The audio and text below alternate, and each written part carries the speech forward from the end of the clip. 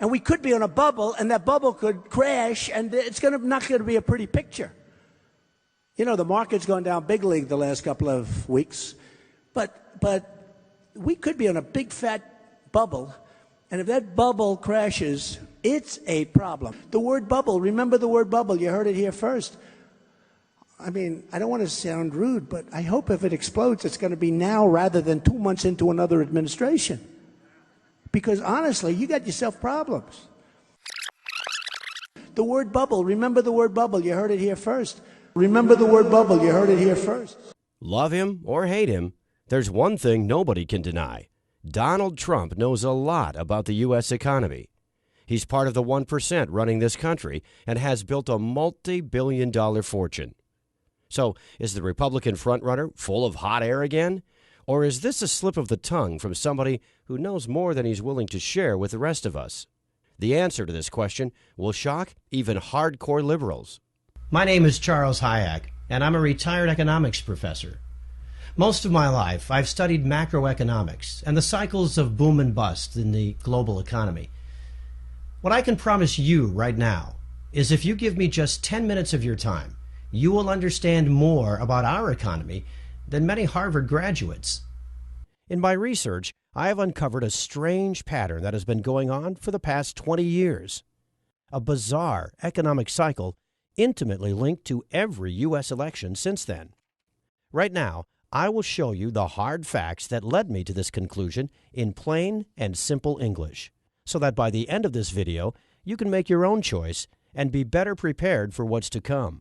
But to understand how this bizarre pattern works, we need to take a short look back at 1999. When the ball drops on the year 2000, it will be a momentous event for the world and for the U.S. economy, which is closing in on its longest expansion ever. The decade has been marked by strong growth, the lowest unemployment in a generation, and yet remarkably little inflation. It seemed like a totally different America than the one we are living in today. The stock market was booming thanks to the internet companies, affectionately called the dot-coms. For many Americans, investing in the internet companies seemed like the quickest way to become rich. More and more people put their savings into the stock market, driving it higher and higher. They gambled their money on the hope that they could sell those stocks for 2 to 3 times their value.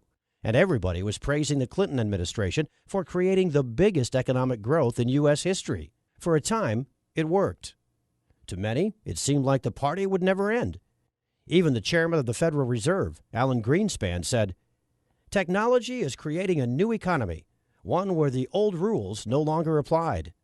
The Fed was so confident that in February 2000, it began raising the interest rates to their highest level since 1995. At the same time, bad economic data started to come in. The previous holiday season that was supposed to bring big profits to internet-based companies was a major disappointment. And it was not just online shopping. Ordinary Americans bought less, and consumption was dropping. While the nation was preparing for the next election, the house of cards built around the stock market started to collapse. On the 12th of April, 2000, the NASDAQ dropped by 386 points. It was the largest drop ever recorded, and by the end of the next week, Wall Street had lost almost a quarter of its value. The long economic boom of the late 90s became a gigantic bust. Bush was entering office at a time when the NASDAQ had lost 60% of its value, erasing $7 trillion of American wealth. Clinton's economy grew on the back of the dot-com bubble, and now everybody was looking to Bush to get the economy going again. But before going any further, let's take a short step back and see what we can learn from this. An economic bubble grows around an asset that becomes very attractive to investors. In the 90s, this asset was the internet company stock. Greed attracts more and more people who gamble their money, hoping that prices will go up and they will sell for a profit later. When people are blinded by the bubble, they think that growth will never end. This delusion is fueled by the media, economic experts, and even the Fed. At this point, something very interesting happened. As the economy showed signs of slowing down, the Fed raised the interest rate. And, curiously, some months before the next U.S. election, the bubble bursts, creating massive economic pain. We now have a theory that we can put to the test. A bubble emerges and grows on low interest rates. Investors and speculators are down in, as the experts say. Everything is fine and growth will continue. The Fed raises interest rates in a time where the economy begins to slow down. And that specific time is right before the next presidential election. The bubble bursts, and the next president has to deal with the aftermath. If this sounds crazy to you right now, let's put the theory to the test. I do believe in the American dream. I believe there is such a thing as the American dream. Owning a home is a part of that dream. It just is. Right here in America, if you own your own home, you're realizing the American dream. The asset this time was houses. The Federal Reserve had cut interest rates from 6% in 2001 to 1% in 2003. Rock-bottom interest rates created a huge demand for mortgages, as they were cheaper to pay off. Everybody wanted a house, and that pushed prices up. You could get rich just by becoming a homeowner, as the price kept going up. Soon, even people who could not afford to make a down payment or could not provide proof of a steady income and collateral were given loans to purchase new homes. If these people defaulted on their payments, the bankers didn't care. They would be left with a house, an asset that was rising in price. These no down payment, no collateral mortgage loans, called subprime mortgages, were given to millions of low-income families. And one of the barriers to home ownership is the inability to make a down payment. And if one of the goals is to increase home ownership, it makes sense to help people pay that down payment. Now, the bankers had a brilliant idea. Bundle up the normal mortgages with the subprime ones and sell them to other banks, pension funds, hedge funds, and sovereign funds. Mortgage payments generated huge profits, and demand was high for this new type of speculative contract, now called collateralized debt obligations, or CDOs. This created the housing bubble. Ben, there's been a lot of talk about a housing bubble, particularly, from the Fed, from all sorts of different places. Can you give us your view as to whether or not there is a housing bubble out there? Well, unquestionably, housing prices are up quite a bit. I think it's important to note that fundamentals are also very strong. We've got a growing economy, jobs, incomes. We've got very low mortgage rates. The experts appeared all over mainstream news, assuring everyone that housing was not a bubble. Wealth has risen dramatically. The United States economy has never been better shape. There is no tax increase coming in the next couple of years. Monetary policy is spectacular. The Federal Reserve now started to increase interest rates. By 2007, the interest rates had reached 5.25%, and many families with subprime mortgages could not afford to make the monthly payments, and their homes were foreclosed. As more and more houses went up for sale, the prices started dropping. Consumption plummeted. A new crisis had begun, and it would reach its peak in fall 2008, right before the elections. House prices tanked. Banks and other investment funds found that their bulletproof, high-profit CDOs became worthless. No one wanted to buy CDOs or houses anymore. It was a financial bloodbath. The banking giant Lehman Brothers had bet on mortgages and was left holding assets nobody wanted anymore. On the 15th of September, it filed for bankruptcy. During November 2008, Americans lost more than a quarter of their collective net worth. U.S. stocks were down by 45% from its 2007 high. Housing prices had dropped 20% from their 2006 peak. Total U.S. household wealth went down by $14 trillion. Through the banking giant Citicorp, Bank of America, J.P. Morgan, and Goldman Sachs, the big traders of CDOs, the crisis had spread to the world. And now, stocks and property values plummeted everywhere. The economy of the world entered a deep recession. All this happened as our nation was preparing to choose its 44th president. The housing bubble burst 2 months before the election. So how does our theory stand? We had a new housing and subprime mortgage bubble created by low interest rates. Many Americans thought housing was a secure investment. The banks gambled huge sums of money on CDOs. The experts, again, said everything was fine. The economy started to weaken in late 2007 as the Fed was increasing the interest rates. The bubble violently burst just as Americans were preparing to vote for the 44th President of the United States. Everything that happened in 2000 happened again in 2008.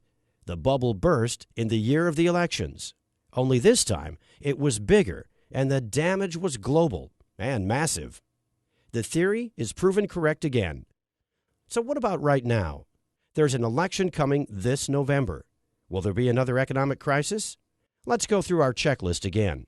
In December 2015, the Fed started to increase interest rates. For the past 5 years, the rate has been close to 0%. Another rate hike is expected in January and in February.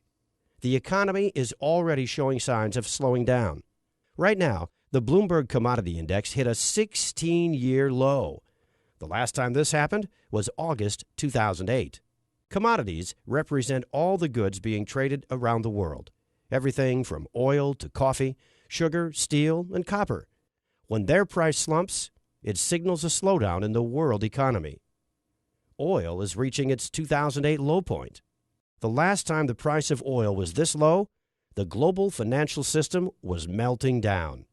And this time, it will hit the U.S. economy much harder because of the shale miracle. CNBC's Jim Cramer is warning that many U.S. oil companies will become bankrupt if the price of oil remains this low. The price of copper, too, has plunged all the way down to $2. The last time it was this low was just before the stock market crash of 2008. Consumption is slowing down. U.S. imports of goods declined by 6.6% on a year-over-year basis. U.S. exports of goods declined by 10.4% on a year-over-year basis. 2015 was the worst year for holiday spending since 2008. U.S. manufacturing is contracting at the fastest pace that we have seen since the last recession. If just one or two of these indicators were flashing red, that would be bad enough. The fact that all of them seem to be saying the exact same thing tells us that big trouble is ahead. So, what are the experts saying? What do you see right now? Actually, the economy is fundamentally strong. Housing is booming. Technology is booming. Commercial real estate's booming. In all fairness to Obama, during his administration in the last few years, jobs have been created and the jobless rate is way down. If you just kept it simple, you'd say that the United States is growing almost at kind of at trend growth, whether it's 2.5% or just under 3% growth or maybe even a little above it. Well, no, but around trend growth. Following our checklist, we have an election year, the Fed raising interest rates, an economy slowing down, experts saying everything is fine. The only thing that's missing is the bubble that Trump warned will burst before the November elections. Does he know something we don't? The word bubble, remember the word bubble. You heard it here first. I mean, I don't want to sound rude, but I hope if it explodes, it's going to be now rather than 2 months into another administration. Well, to understand exactly what a bubble is, we need to look back at the dot-com and the mortgage CDO bubbles. In both cases, people thought that they had something that would never stop growing, something too big to fail. In both cases, stocks and housing attracted huge sums of money, driving their prices way beyond the actual value. This is just like gambling. Buyers get the asset, hoping they will sell it in the future for a profit. When the bubble bursts, those who are left with the asset suffer huge losses. Right now, I must ask you to give me your full attention. The following 5 minutes will be shocking and a little bit tricky to understand. And I hope you're sitting down for this. My prediction for 2016 is that we will see a banking collapse that will make the 2008 crisis look like a Sunday afternoon picnic. This coming crash will wipe out the entire U.S. financial sector and take with it savings, deposits, retirement funds, pensions. It'll be nothing short of a financial bloodbath. How can this be possible? Well, remember how bubbles are created when something seems to grow indefinitely? The delusion is that something is too big to fail. But the bigger the bubble becomes, the faster it fails. Right now, people think big banks can't fail because of their size and importance in the world economy. It is as blatant as their name suggests. How did we get here? On September 18, 2008, Hank Paulson, the U.S. Secretary of the Treasury, told members of Congress that $5.5 trillion in wealth would disappear by 2 p.m. that day unless the government took immediate action. What took place next was undoubtedly the biggest blackmail in history. The threat: keep the big banks alive, or else the economy implodes and depositors lose their money. In December 2008, the first of many financial stability measures was put into place. The Fed's mission from now on was to keep the big banks alive no matter what. Economists calculated that the total cost of the various measures put into place to accommodate big banks was in excess of $20 trillion up to this year. The too-big-to-fail banks now had a taxpayer-sponsored safety net. The message was clear: do whatever risky business you want. We've got your back. And this is how Congress and the Federal Reserve created the ultimate bubble, the too-big-to-fail bubble. The idea that the too-big-to-fails were going to get cut down to size after the financial crisis has turned into a giant myth. In fact, they've become even bigger. J.P. Morgan Chase, number one among banks in total assets, has seen its base swell to more than $2.5 trillion. The company's deposit base alone has grown by 29% since the end of 2008. The so-called Big Four institutions, J.P. Morgan, Bank of America, Citigroup, and Wells Fargo, continue to distance themselves from the pack, with some $8.2 trillion in total assets. That's 154% more than the rest of the top 50 banks combined. Unfortunately, the old saying, the bigger they are, the harder they fall, will prove correct. And when they collapse, the result will be nothing short of catastrophic for the world economy. But for a bubble to inflate, you also need an asset on which speculation, or rather gambling, has become so rampant and so over the top that a disaster is just waiting to happen. Let me introduce you to the world's biggest and most dangerous casino. It's called the derivatives market. And right now, the total net worth of all outstanding derivatives contracts is a staggering $552.9 trillion, according to the Bank for International Settlements. $552.9 trillion. Let that number sink in for a moment. Total U.S. debt right now stands close to $19 trillion, and most Americans find that shocking. But very few have any idea of how big this financial market is.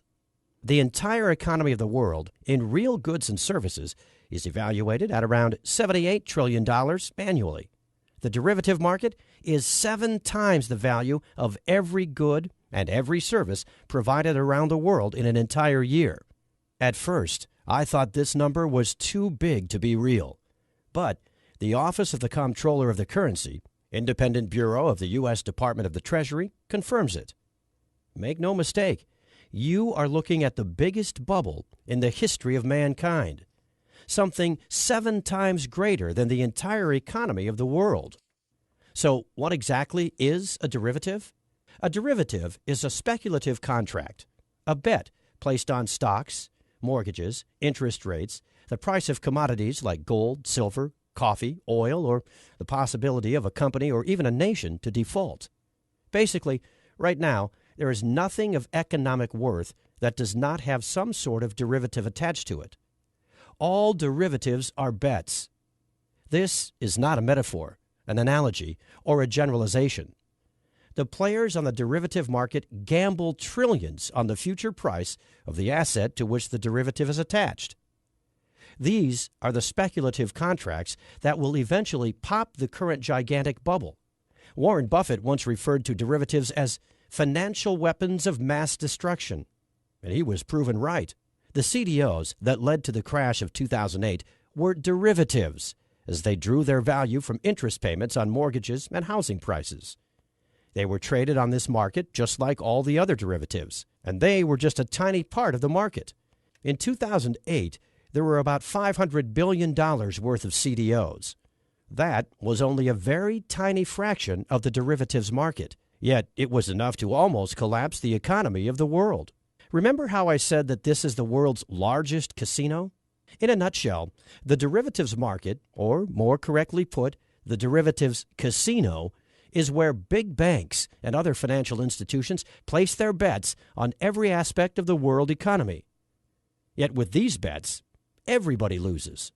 So how did this bubble inflate to more than $550 trillion? Say Jack controls the derivative department of one of the too-big-to-fail banks. He knows that the riskier the bet, the higher the profit he gets, and the bigger his bonus. And he thinks, just like everyone else, that if he loses, the Federal Reserve will bail him out just like in 2008. What do you think Jack would do? How much do you think Jack would bet on derivatives? Well, the Office of the Comptroller of the Currency has the exact numbers. Citigroup, total assets more than $1.8 trillion. Total exposure to derivatives, more than $53 trillion. J.P. Morgan Chase, total assets about $2.4 trillion. Total exposure to derivatives, more than $51 trillion. Goldman Sachs, total assets less than $1 trillion. Total exposure to derivatives, more than $51 trillion. Bank of America, total assets, a little bit more than $2.1 trillion. Total exposure to derivatives, more than $45 trillion. Morgan Stanley, total assets, less than $1 trillion. Total exposure to derivatives, more than $31 trillion. Overall, the biggest U.S. banks collectively have more than $247 trillion of exposure to derivatives contracts. This is an amount of money that is more than 13 times the size of the U.S. national debt. And it's a ticking time bomb that could set off financial Armageddon at any moment. This is gambling on the future of the world economy on an unprecedented scale. And just like every other bubble before it, the too-big-to-fail derivatives bubble will burst. The bubble to end all bubbles because of its sheer size. It's inflated to a size far greater than the dot-com bubble and the mortgage CDO bubble combined. This is the final piece of the puzzle. The Fed interest rate hike, the experts claiming everything is okay, the real economy slowing down, and the bubble that is inflated to an unsustainable size. If history repeats itself, 2016 will be the year big banks come crashing down, and the Fed and our government are totally powerless to stop them. Their safety net is made out of straws. It took extraordinary efforts to prop up the big banks in 2008. During Obama's presidency, the U.S. debt doubled, reaching almost $19 trillion. Yet the economy grew at a modest pace of 2% per year. Compare that to the doubling of the derivatives market, and you begin to realize the level of economic pain we are about to feel. This will make the Great Depression of the 30s and the Great Recession of 2008 feel like a picnic. So what would a crash look like? You need only to picture what happened in Greece to get an idea. The first thing that happened is that all the banks closed. The only way people could get their money out was with ATM withdrawals. And they were limited to 60 euros a day. That's about $63. Ask yourself this. If the banks close in the U.S., could you live with $63 per day? Immediately, huge lines formed in front of ATMs. People waited in the scorching heat for hours to get a tiny fraction of their savings and deposits out. 17% of the Greek population is currently unable to meet their daily needs for food. Approximately 30% are living below the poverty line. The official unemployment rate is 27%, 52% of under 25s. In Athens, Greece's capital, one of these is 53-year-old Athenian Vasilis Dimopoulos, who used to earn up to 3,000 euros per month until his employer folded in 2008. I sold my home in 2007, though the small profit I made is now gone. I was on the streets for 6 months, he said. Now, Dimopoulos lives in a Red Cross hostel selling Athens street paper, Shadia. Dionysia Michalidou, retiree. I have no insurance. I have no pension. I have nothing. Since the crisis, suicides have increased by roughly 50%. Emmy Christoulis, daughter of suicide victim. If one Greek was to take up a Kalashnikov, I would be the second. I find no other solution than that of a dignified exit before I begin searching through the garbage for my food. I believe that one day, because the younger generation has no future, they will take up arms and hang the traitors of the nation. Keep in mind that Greece received bailouts in 2015, and yet this is the situation there. Who will be able to bail out the world's largest economy? No one. The crisis brought by the collapse of the too-big-to-fail banks will be global, and it will dwarf anything the world has ever seen. Personally, I expect that everything that happened in Greece will happen in the U.S., but on a much greater scale, and the impacts will be far worse. I have studied economics for the past 35 years. I have seen it go through good times, and I have studied the bad ones. I went through the numbers over and over again, thinking this is not real, thinking I had made a mistake somewhere. But many other economic experts say the same thing. The same experts who warned us about the crisis coming in 2008 are all sounding the alarm bells. Peter Schiff, Gerald Celente, Mark Faber, and many others are predicting a disaster for 2016. To be completely honest with you, I'm afraid for my future and the future of my family. I knew I had to do something to prepare for the worst economic crisis in our lifetime. But where to start and what to do? While doing my research for this presentation, I discovered what Americans did during the last 3 financial meltdowns, which strategies worked, and which condemned hundreds of thousands to poverty. If this presentation made any sense to you, if you have begun to understand the economic gun that's pointed at the head of every U.S. citizen, then you need to take the following information very seriously. The first aim of this project was to warn people, just like you, of the imminent danger looming over our country. The second aim of this project is sharing my research on the last 3 financial meltdowns with as many people as possible. Let me tell you right off the bat, there are 2 mistakes 89% of Americans make right now that during the crash will cost them their wealth, their retirement funds, their deposits, and their savings. And there are 2 very simple solutions that require just 5 minutes to put into place in order to avoid financial ruin. But before sharing this with you, I must ask for your help. Here's why. I've gathered all my research on economic collapses that have happened around the world and created a blueprint designed to help Americans to survive and thrive during the coming big bank derivatives. I called my work Surviving the Final Bubble, and I've managed to deliver it to over 1,000 families through the Internet. And I did it without charging them a single cent. Unfortunately, keeping the website up and running and sending the message across is not cheap. I dedicated $10,000 of our savings to do this, and it was all gone by January 3rd. The only reason you are seeing this presentation right now is because I started to give away Surviving the Final Bubble at a cost. I crunched the numbers, and in order to keep this website alive, we need to get back $37 for every copy delivered. It is only through the contributions of other like-minded, responsible Americans that you are seeing this presentation right now. Over 3,000 people have read the book, discovered the vital information on wealth protection and crisis survival, and contributed to our project. Here's a short summary of what you will discover inside. Why the government is not your friend when safeguarding your wealth during an economic meltdown. Just to give you an example, during the crisis in Cyprus in 2012, deposits were confiscated to prop up the banks. But they can't take what they don't know you have. There are 3 assets you do not have to report to the U.S. government, and I will show you how to use them to protect your wealth and financial stability. There are 2 types of stocks that positively skyrocket when the rest of the market comes crashing down.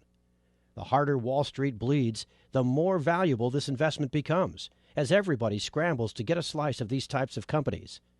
I will tell you the best moment to buy and when you can cash in safely. There's one item that during an economic crash becomes a real godsend. That's because it's easier to barter with, to store, and its price usually skyrockets. I will show you exactly why owning it means seizing an opportunity that may end all your financial worries, and where to get it to avoid scammers. This is just a small sample of what you can discover inside. So I mentioned 2 mistakes that will wipe out trillions during the coming collapse. First, 89% of Americans are not aware of something very serious. When you put your money in the bank, you have legally transferred your deposit to the bank.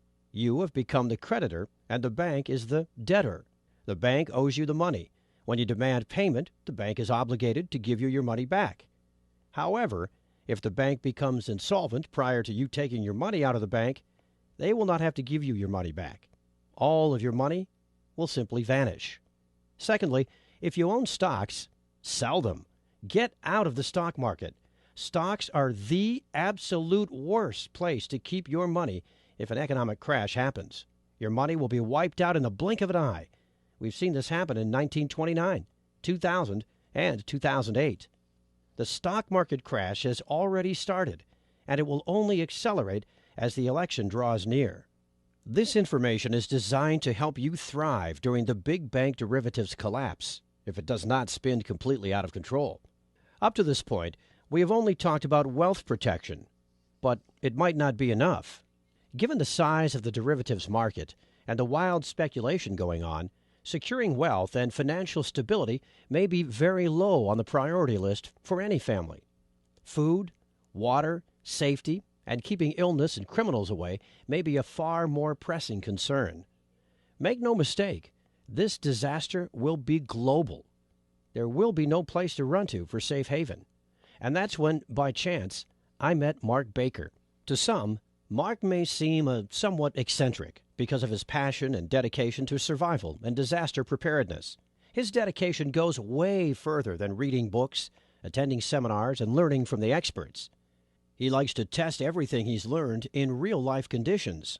That's why he went to Greece and to Venezuela during the worst time of the economic disaster that hit both countries. During a 5-month period, he stayed with Greek and Venezuelan families in the most impoverished areas, learning how an economic crisis impacts their daily lives and trying to help them out, all while putting his survival knowledge to the test. And he decided he would live there on a $300 budget for the entire trip. His conclusion? A lot of the information provided by survival gurus out there has nothing to do with real life and can be downright dangerous. A lot of these survival experts with their Amazon bestseller books are sitting behind their computer imagining how an economic collapse will happen and write about unproven, rehashed solutions, strategies that sound good in theory but completely unproven in a collapse. Fortunately, nothing beats hands-on, hard-earned knowledge. His experience in both countries was eye-opening, to say the least. He went through a food shortage, blackouts, riots. He learned how to be safe from criminals when the police simply didn't interfere, and how to barter for supplies. He saw how real families managed to keep their spirits up in even the most desperate times, and how to cope with illness and injury while the hospitals are out of supplies, understaffed, or flooded by wounded from riots. And yes, he went through a lot of hardships, pain, and suffering to discover how to survive and to thrive in the collapse. After telling me about his personal experience, we talked about problems that arise in an economic collapse and how to solve them. Surviving an economic crisis is one thing. Thriving and securing your wealth during it is a totally different game. So we put our knowledge together and created an economic disaster survival blueprint for our families that would handle both wealth protection and crisis survival. Mark's hard-earned skills will guide you through in what we call the worst-case scenario section. Inside Mark's comprehensive section on economic survival, you will discover how to have consistent, nutritious, and long-lasting food stores in a crisis by storing food and water without alerting anyone. Following these first few crucial steps will guarantee that you and your family won't be left at the mercy of others for the most basic human needs. In Greece, even some middle-class people with respectable jobs wound up digging through trash or stood in lines for hours for humanitarian handouts. You want to do everything in your power to avoid that, and we will show you how. 12 skills vital during the coming collapse. All of these essential skills were selected by Mark based on his experience in Greece. When the services we've come to rely on are no longer available, and when having cash becomes just paper, you want to have something valuable to trade other than your supplies. You will be safer knowing you always have valuable knowledge to offer in exchange for whatever you might need. Unfortunately, because of their stature and frailness, children and senior citizens are the weakest links in disastrous situations like these. But that doesn't have to be the case anymore, because we will show you a couple of essential tips to ensure their safety and well-being at all times.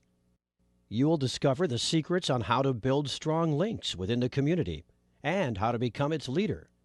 There's always safety and conform in numbers, and you will find out how to build a cohesive group and how to manage dangerous situations. This is just a brief glimpse on our comprehensive guide to surviving and thriving during the coming financial meltdown. Here's my promise to you.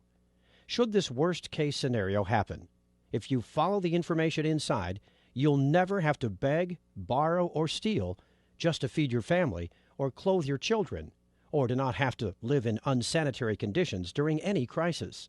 But that's not all you're getting when you choose to contribute to our project, because you will also receive 2 bonuses that complement surviving the final bubble in every way.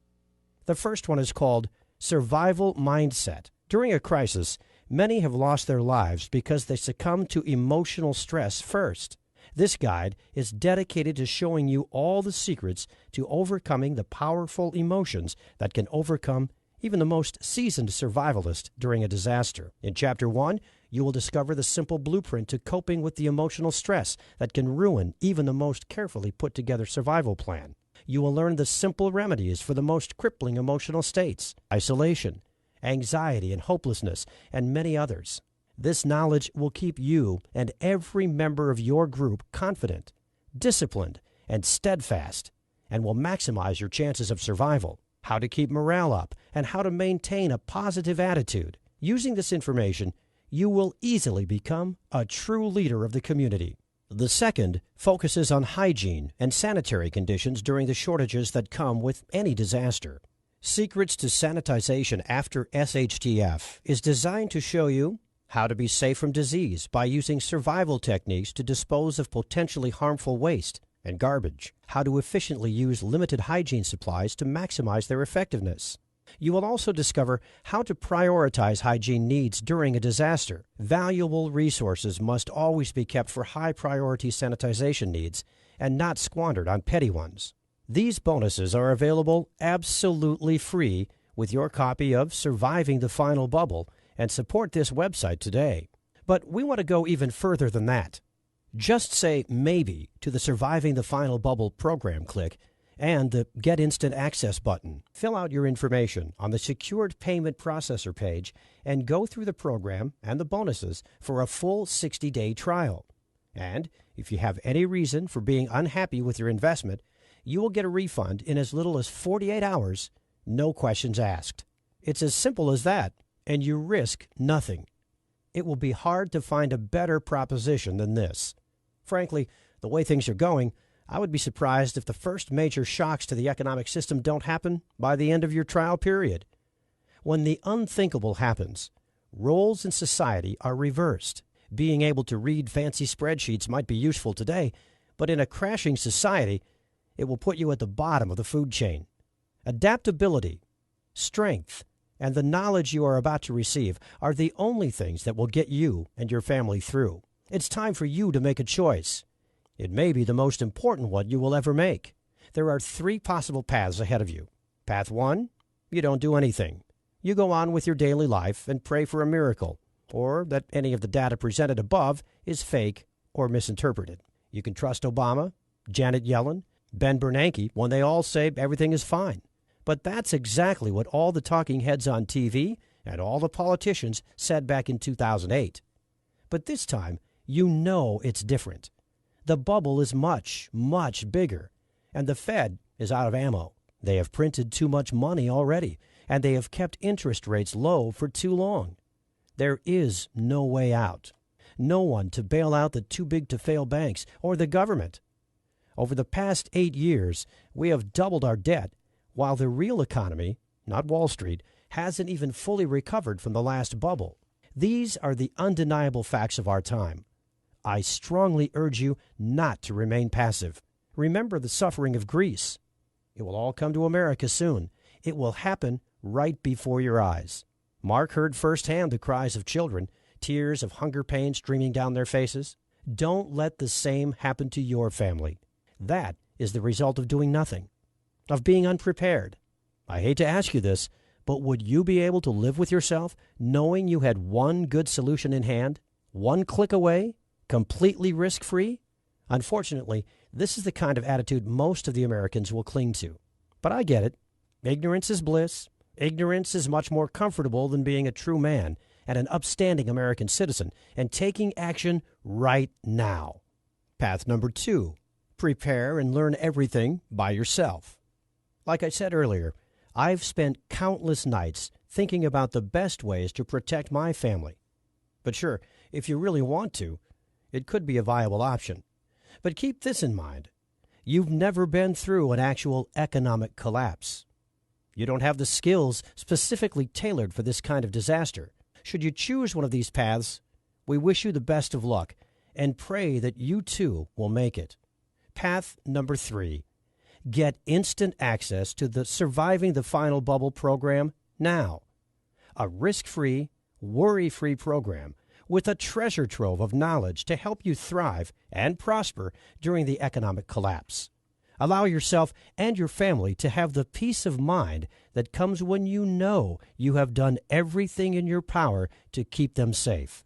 You have to realize that the consequences of an economic collapse will not be the same as if there's a terrorist attack or food crisis or grid attack. What will be happening in the following months is something that Americans have never experienced before. The closest we've ever come is the Great Depression, and yet, while things were bad, society and the government survived. And with no middle class to fund anything, with no jobs, no economy, and a government that is already tens of trillions of dollars in debt, you and your family will be completely on your own. Unless, that is, you have the ease to take the actionable steps included in the program, in which case you can have an entire proven survival plan in place in less than 14 days from now without spending more than $100 in expenses. You can be one of the smart Americans who understand something amazing when they see it, who goes through the program. Feel your worries and anxiety melt away, all the while contributing to this project and helping many American families, just like yours, survive and thrive during the greatest bubble in the history of mankind. The choice should be obvious, but it's up to you to take the final step. God bless you, and God bless America.